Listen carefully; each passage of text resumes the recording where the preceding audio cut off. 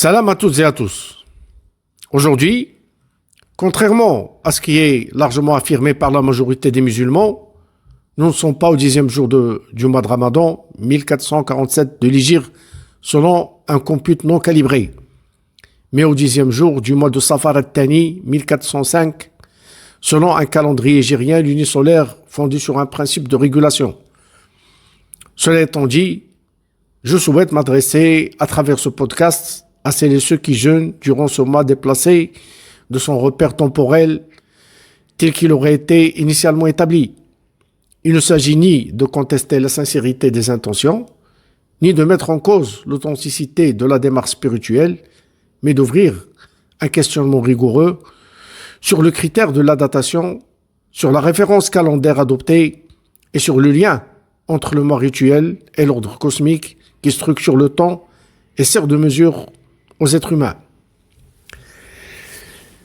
C'est une parole qui appelle à l'examen à la distinction entre l'appellation et la réalité qu'il désigne, entre l'héritage coutumier et la norme fondatrice, entre une religiosité appuyée sur un texte déterminant et une pratique qui se perpétue par accumulation historique sans réévaluation critique. Après avoir compris à travers de nombreuses explications que j'ai présentées, ainsi que celles proposées par plusieurs penseurs coraniques réformistes, que le Nasi n'est ni un mois en soi, ni un calendrier autonome, mais qu'il désigne la manipulation de la date du mois sacré, c'est-à-dire son report ou son anticipation selon les intérêts.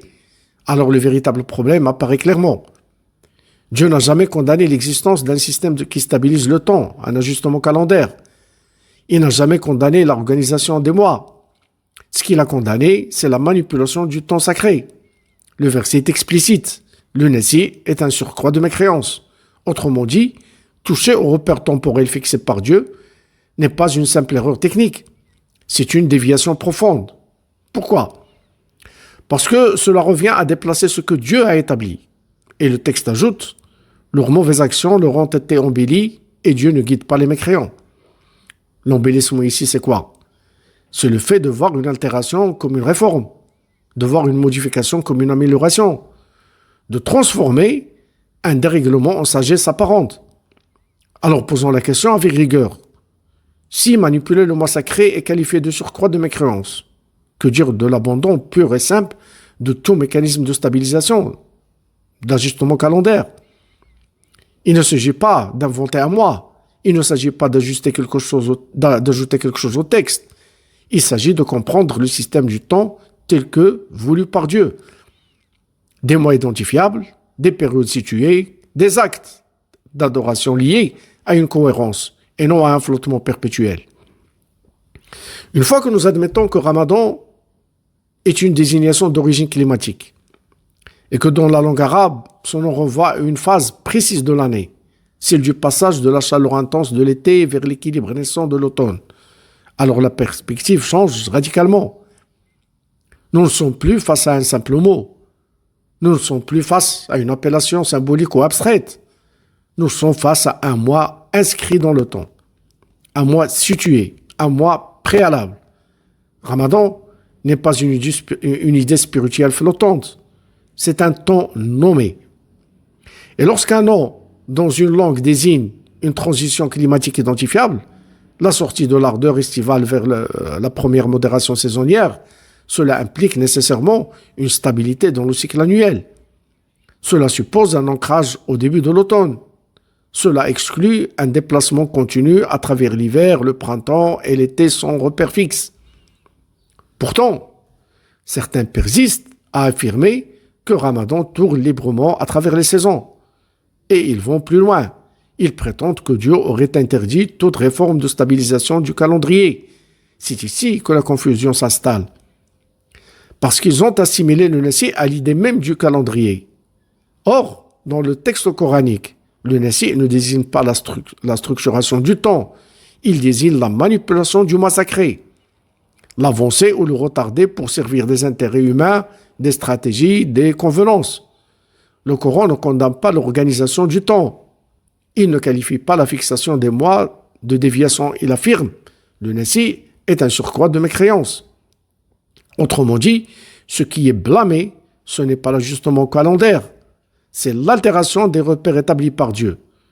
Il y a une différence majeure entre préserver un temps tel qu'il a été institué et le manipuler pour l'adopter ou pour l'adapter aux volontés humaines. Mais lorsque l'on confond calendrier et nasi, on en vient à considérer toute fixation comme suspecte. Et paradoxalement, on sacralise le déplacement permanent du mois à travers les saisons. C'est là que surgit la contradiction. Un an à portée climatique peut-il rester fidèle à son sens s'il est détaché de sa saison?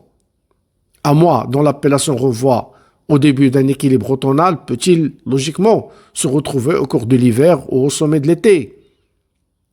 Deux options seulement sont cohérentes. Soit l'on affirme que l'on n'en a aucune valeur sémantique réelle, soit l'on reconnaît que le positionnement temporel a été modifié. Mais admettre que le nom est saisonnier tout en acceptant qu'il soit totalement dissocié de la saison relève d'une incohérence méthodologique manifeste. La question n'est pas d'inventer un nouveau système et n'est pas de contredire qui que ce soit par principe. La véritable question est la suivante. Comprenons-nous le texte tel qu'il est? Ou redéfinissons-nous ces concepts pour préserver un état de fait hérité? Ramadan est un nom. Et dans le Coran, les noms ne sont pas arbitraires. Le nasi est un acte. Et l'acte condamné est la manipulation, non l'ajustement de la stabilisation. Entre le nom et l'acte se dessine notre position.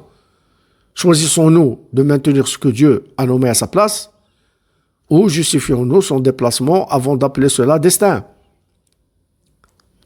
Venons-en maintenant à un autre point fondamental. Dieu dit à propos du jeûne, puis accomplissez le jeûne jusqu'à la nuit. Il ne dit pas jusqu'au coucher du soleil. Il ne dit pas jusqu'à l'appel du Maghrib. Il dit jusqu'à la nuit. Or, dans le langage coranique, la nuit n'est pas synonyme du simple coucher de soleil. La nuit, c'est l'installation réelle de l'obscurité. Le Coran précise. Un signe pour eux est la nuit.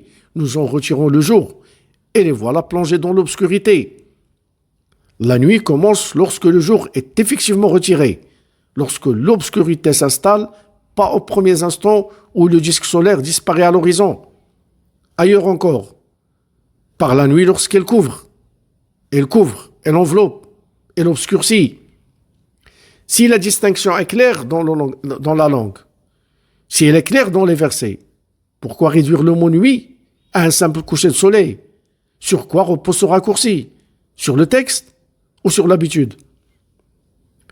L'ordre coranique est explicite. Le jeûne s'étend jusqu'à la nuit et non jusqu'au crépuscule.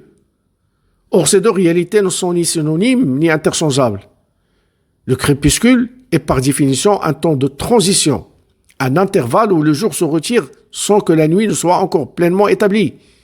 Il joue le même rôle que l'aube, qui n'est pas le jour, mais le passage progressif de la nuit vers le jour. Confondre ces seuils avec les réalités qu'ils annoncent, c'est déjà introduire une approximation étrangère à la précision du discours coranique. Sur le plan linguistique, le Coran distingue clairement jour, nahar, et nuit, al-layl. Et il distingue aussi les moments charnières qui les séparent. La nuit, dans la logique coranique, n'est pas une simple obscurité naissante, mais un état pleinement constitué, opposé au jour. Lorsque le texte ordonne de jeûner jusqu'à la nuit, il ne parle pas d'un instant ambigu ou intermédiaire, mais d'un basculement réel et accompli. Cette distinction n'est ni subtile ni secondaire. Elle structure la temporalité coranique elle-même. Le problème n'est donc pas un manque de clarté du texte, mais le choix de beaucoup de le lire à travers des récits et interprétations héritées plutôt qu'à partir de sa propre langue. Au lieu de revenir au Coran, d'en analyser les termes, les oppositions sémantiques et la cohérence interne, on préfère sacraliser une interprétation transmise, même lorsqu'elle contredit le sens littéral et contextuel du texte. Ainsi, le crépuscule est élevé au rang de nuit, par simple habitude, non par preuve coranique. Ce glissement est révélateur d'un déséquilibre plus profond. Des interprétations humaines finissent par acquérir une autorité quasi sacrée, tandis que le Coran est relégué à un rôle secondaire, contraint de s'adapter à des cadres préexistants. On ne l'écoute plus pour ce qu'il dit réellement. On lui fait dire ce que l'on croit déjà savoir. Or, une lecture fidèle exige l'inverse. Laisser le texte imposer ses distinctions, ses tons et sa logique propre, même lorsqu'il bouscule des certitudes largement admises. Il ne s'agit pas ici de durcir la pratique. Il ne s'agit pas de compliquer la religion. Il s'agit d'une question méthodologique. Lorsque Dieu emploie un mot précis, avons-nous le droit de le remplacer par un autre plus commode? Lorsque le système du temps est évoqué, pouvons-nous en ignorer la cohérence interne? Lorsque le sens d'une assiette est mal compris, lorsque l'ajustement calendaire est confondu avec interdiction, lorsque la nuit est confondue avec le coucher du soleil, c'est toute la structure du temps sacré qui se trouve altérée, souvent sans que nous en ayons conscience. Le Coran n'a pas été révélé pour confirmer nos habitudes, il a été révélé pour les rectifier. La question essentielle reste donc celle-ci.